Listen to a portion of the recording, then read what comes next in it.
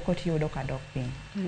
Ilero kanyo makare ahinya Sharon, kendo yiena mar mondo mi penjo mabende apenji no ema bende achual ne Winnie Mireri, jakom LSK Southwest Branch mantiere gode studio kae. Winnie, kopo gin wanyalo wacho ni gin ohinga mage kata mamono jopiny mar mondo mi kik gi many ratiro margi e yo makare, to ere kaka inyalo tieko ohinga makama to kopogore kod mano e jumani makoro okinde wuok oko mar puonjo jopiny kotudore kod wechego mag chik. Iwacho kanyo ni e opise duto mago mag LSK aboro mayudore gwenge mopogore opogore pacho kae, tich mano mar pro bono lawyers gi sani osebedo mane ahinya te jumani?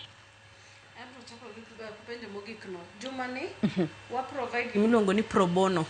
Pro bono en timo ne ji tich nono, wuoyo kodgi nono. Ing'eni kidhi ofis wakili to nego beni chulo consultation fee, lakini sani okibwariti ni bi ofis. Wabeketo tent e court te.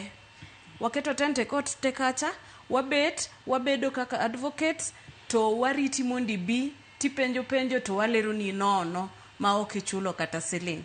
Koro mane kaka pro bono konyo this week. Ohinga to nitiere, lakini ohinga maduong' moloyo en koso ng'eyo mar japiny.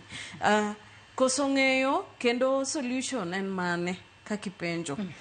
Solution en ni koro kaka waketo legal awareness. Wabiro, wariti e court, wanyisi ni onego be ni ka in gi problem tiluoka. Nikech ka ok ing'eyo, ang' nidhi manyna